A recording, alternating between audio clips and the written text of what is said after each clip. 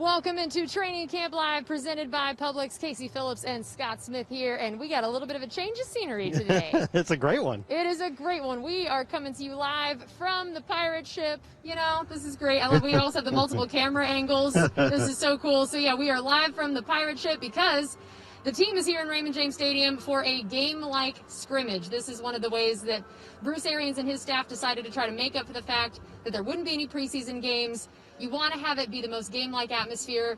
You want to be able to have guys used to the stadium already, maybe that are new and haven't been in here. There are so many interesting ways that they can use something like this. So I wanted to hear from you, what are the biggest things that you feel like the reasons behind this, the benefits for something like this when you are in a season like this without any preseason games? Well, there's two big reasons for this. One of them is just to practice a game, and that's what preseason games are generally for. All the little parts that go into it, when you're in the locker room, when you're supposed to go out to the field, when you stretch, how long you stretch, all the little procedures, plus for the people running the stadium, all the procedures for the sound and the video and everything that goes on. You know, the water, the fans, the blowing fans, yeah. Everything. There aren't any fans here today. Yeah. Everything that you have to have running to run a game, you want to practice that so on week 2, the first time you have a home game, you're not running into problems because you don't know what you're supposed to do. And then the second thing, of course, is that this is the closest thing the Bucs will get to a preseason game in terms of live action. And they won't get to hit another team, but they will get to hit each other. So they need a little bit of that before they step right into that Superdome in New Orleans and start hitting the Saints. Yeah, and we are going to talk about some keys for the offense, defense, and special teams of the individual people, the position groups, the things that are this will be most important for, essentially, that we're going to go through the roster, the different position groups, and say who needs to stand out, who needs to take advantage of today. Before we get to that, I want to remind everybody, of course, we always will take your questions. So on YouTube or on Facebook, you can submit those, and we'll get to those in our final segment here. And we always love starting with our Frontier play of the day from yesterday's practice, so check this out.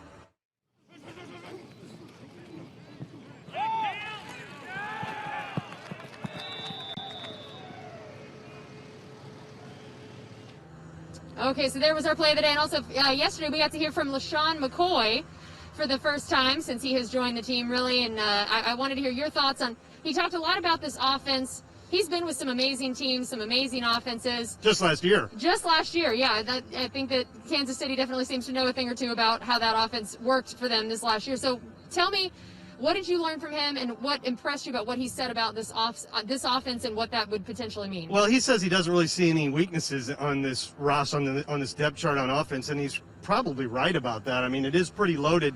I guess if you're a critic from the outside, it's hard to criticize quarterback, this wide receiver group, the tight ends, Ronald Jones and now Lesean McCoy. You seem loaded. Outside criticism could be spent on our offensive line, but Lesean McCoy, that was the first thing he said when asked about the strengths of this roster. He said, I think it's the offensive line, because from one into the next, it's not like you got one good guy over here, one smart guy over here. So that everybody on the line is solid and smart and strong. So, that's good to hear from somebody who it matters for, because if this offensive line has a dominant season, it's hard to imagine this offense not humming like crazy, right?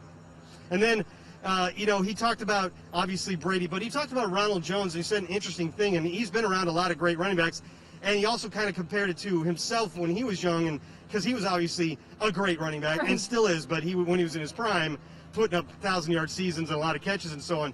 He says Ronald Jones is one of the most naturally talented running backs he's been around in a long time, and you can see that on the practice field. I mean, the guy has talent. He's just putting it all together, and he started to do that last year, but I think Ronald Jones thinks this could be a big year.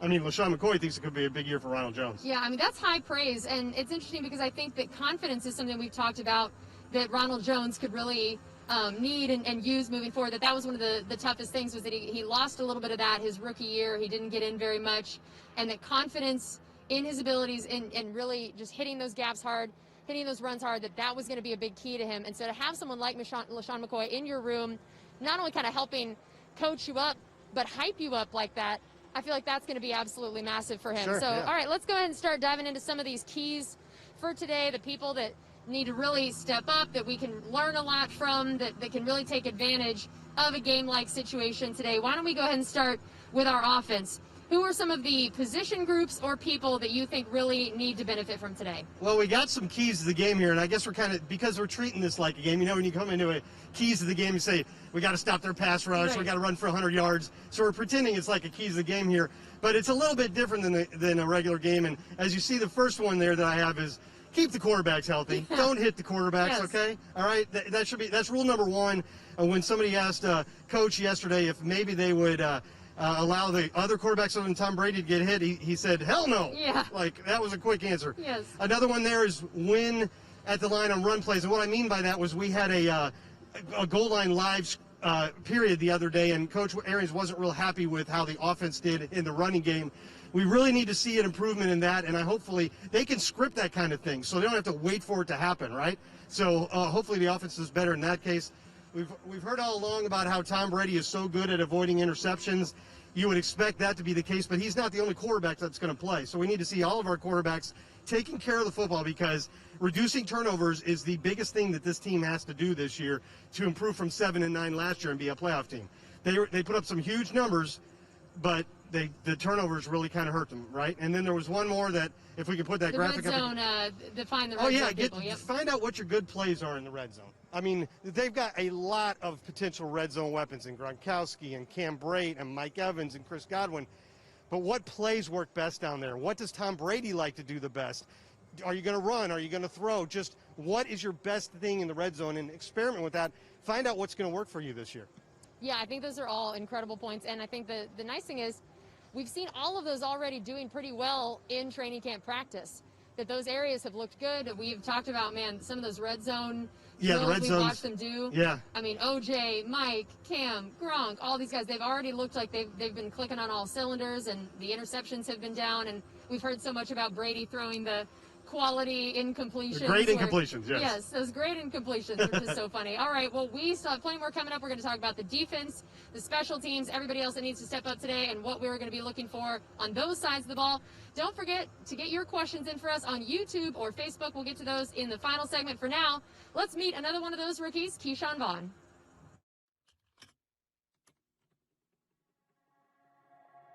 I say going through struggles.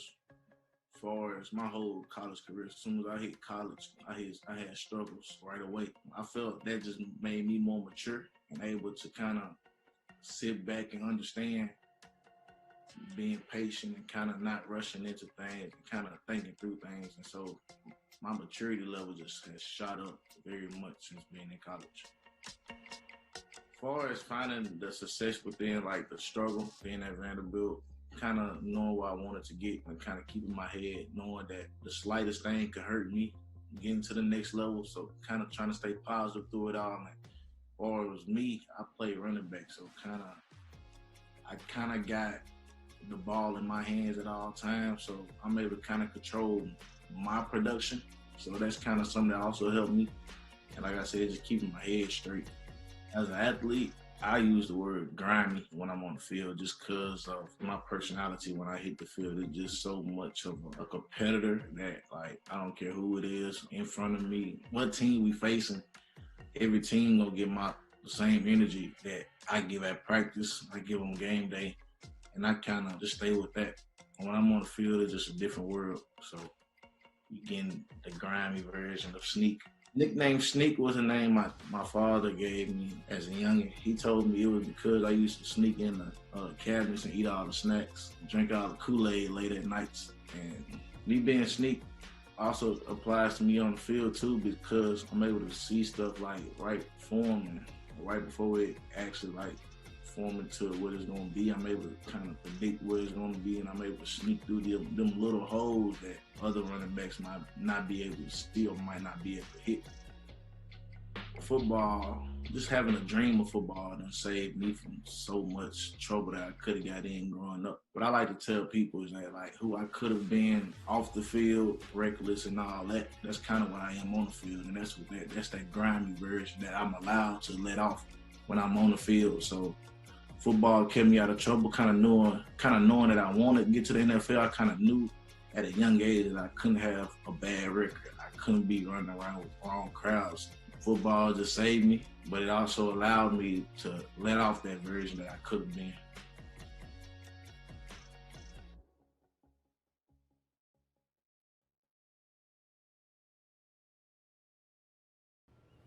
All right, everybody, welcome back. Obviously, it's been a long time since we've been together. We've got some new faces, all right? I'm not going to go through all the introductions like we normally do on this day. COVID testing. Now, man, this is part of life, all right?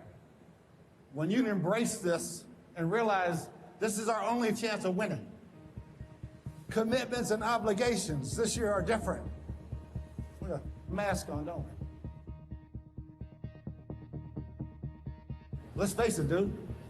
We ain't the Bucks. We're 80 motherfuckers looking for a job. Get one of them. We're going to have our ass ready to go to New Orleans. They're allowed to pump in noise now this year. So you know what that's going to be like in New Orleans. Just like as they had their fans. Trust. You can't trust anybody if you don't look in the mirror and trust that. Is the guy in the mirror doing what it takes? Loyalty. Faithful adherence to a cause. What's the cause? Win the world championship. That's it. We ain't got but so much time this year. It's different. Respect. We gotta respect the process. Coming to work every day, getting that day's job done. Honest to God, I looked out here today. I've been in this league 27 years. I've never seen so much talent on one field.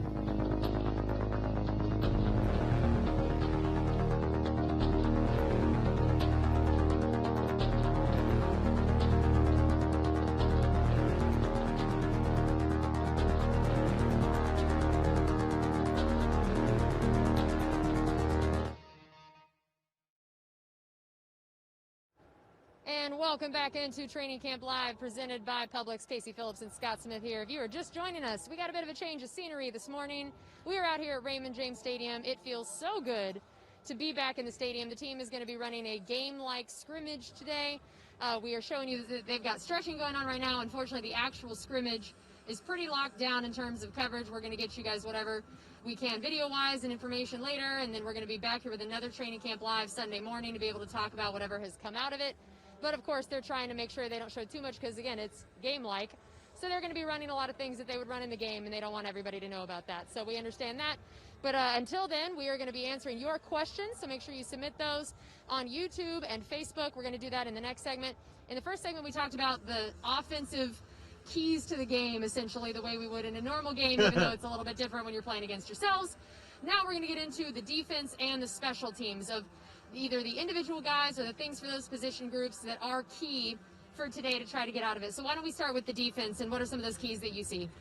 Yeah, the first one's going to look pretty familiar to you here. Do you see that? Keep the quarterbacks healthy. I said that during offense, and a lot of that has to do with can the offensive line give you good pass protection. But if you break through as a defense, did you ever see the 1980s classic sci-fi movie Starman with Jeff Bridges? Not. Well, Jeff Bridges is passing as an alien trying to pass as a human. And before Karen Allen will let him drive, she says, do you understand what the traffic signal colors mean?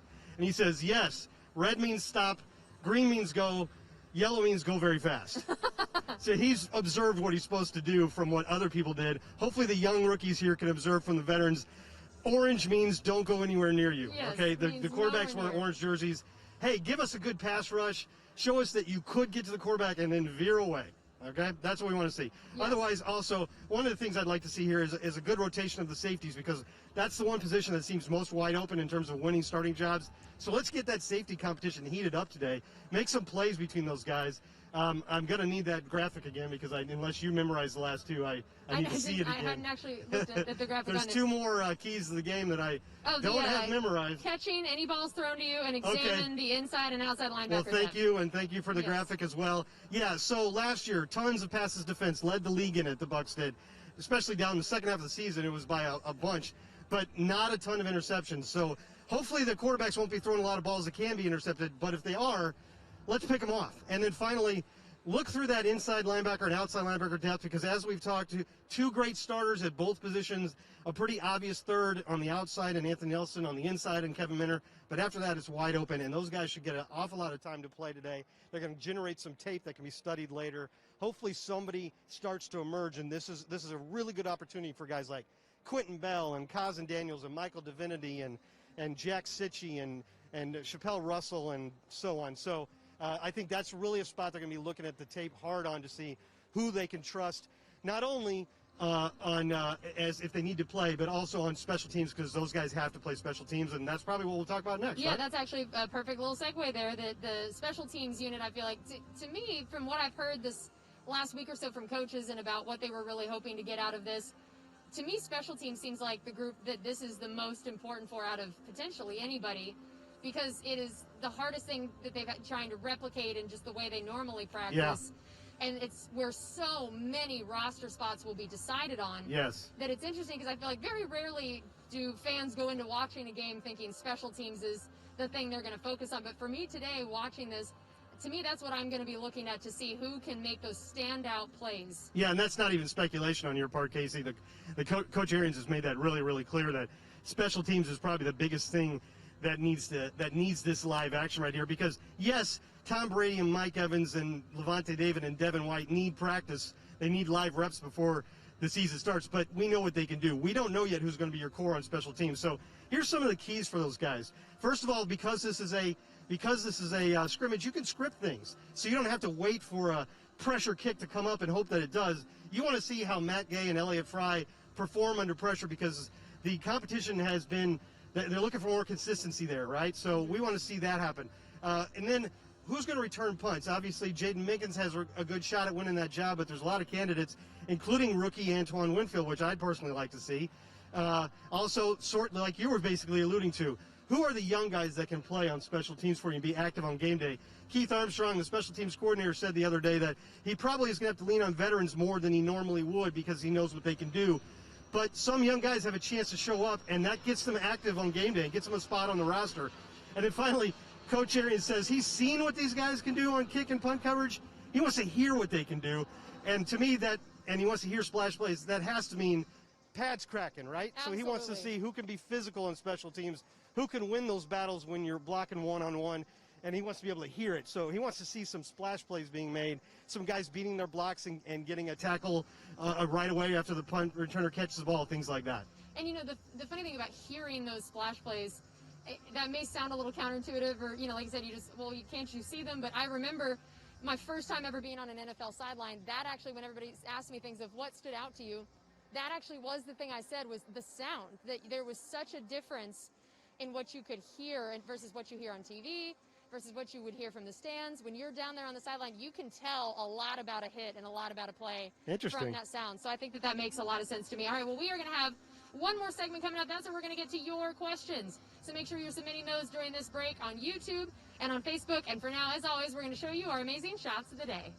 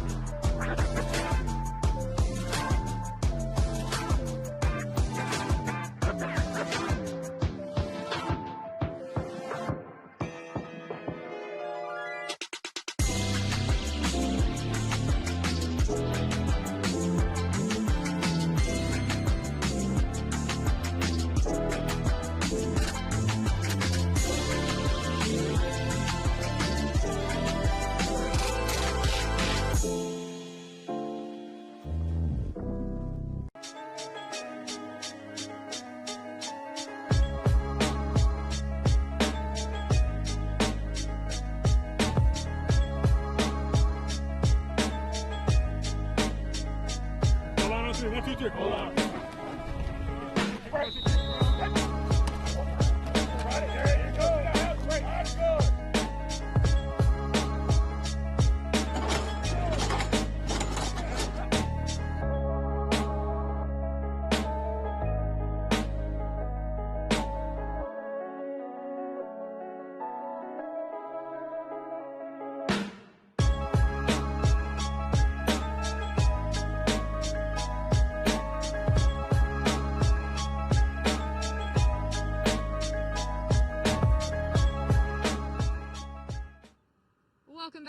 Training Camp Live presented by Publix. Casey Phillips and Scott Smith here. It's time for our final segment before that team gets underway for their game-like scrimmage here at Raymond James Stadium. So if you haven't already done so, get those questions in on YouTube and Facebook. Our first one here, we were just talking about special teams and how important it's going to be today and some of those young guys that are going to try to differentiate themselves. So this is perfect. Christopher asked, do you think Mickens will be the kick returner? Kick returner specifically? That is what he asked, but you can talk kick and punt. Sometimes people say kick returner, they mean both of them together. Right. He didn't specifically say kickoff. I think Mickens is the favorite right now to win the punt return job, which would mean he'd be the 5th or 6th receiver that's kept. But that could hinge on what happens at other positions. If you want to keep an extra guy at outside linebacker or something, and you decide, we can't keep 6 receivers, we can't keep a guy just to return kickoffs and punts unless he's going to help us on offense. If that were to happen, then maybe you just rely on somebody that you're keeping for another reason, like Scotty Miller or Justin Watson or Antoine Winfield. I would guess that kickoff return is. I was talking about punt return there. I think Jaden Mickens can do it, and he's done a few of them in his career. But I would guess that kickoff return is probably going to go to a running back. Keyshawn Vaughn, Ray Calais, Dario Gubawale, somebody like that. Okay. Manny had asked about the club on Vita's hand and if it has come off, and if so, how that's been going. I don't think it was off as of last week. Let's see if we can scan the field. It came off a day or two ago. He still had it wrapped a little bit. But yeah, it actually did come off in practice. I saw the wrap. So the club is off? The club is off. Okay, yes, good job, Casey. Yes. So yeah, the club is off. There he is. Look, they found him. Look, you can see his hand. There we go. He's got that little wrap on his hand still, but that's encouraging that even today in a more game-like atmosphere, they didn't feel the need to have the club on. Yeah, that's good. I think that's a really great sign. Oh, he's happy about that. Oh, yeah. Yeah. That's got to have been driving Now he can really lock on those guys. Okay, I'm sure I'm going to butcher this name because this person is from Vienna, Austria. Nice. Which is exciting. It's Helmut, I think. Helmut? Helmut. I'm hoping I didn't butcher that. Asked how Reed Sinnett is progressing and if he has chances to make the roster. It would be a surprise if Reed Sinnett made the 53-man roster because you're already probably trying to decide whether you want to keep 2 or 3. And if you keep a third, I would suspect it would be Ryan Griffin because of his familiarity with the offense. So I think it's much more likely that Reed Sinnett is kept on the practice squad, and I do think there's a very good chance of that because they really wanted to find a young guy that they could develop, not to start this year, next year, maybe in the long run just to be a quality reserve down the line.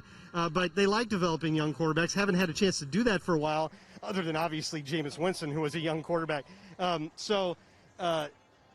Yeah, I think he's got a real good shot to stick around amongst the 69 guys that you get to keep between the 53 and the practice squad. And related to that, I know you touched on it a little bit in here, but we also had a question from Ricardo asking, do you think we keep 3 quarterbacks on the roster like we've done the last few years? It's funny because if you ask Bruce Arians what he would prefer to do on a 53-man roster, and he has been asked this on multiple occasions, he generally says he would prefer to just keep 2.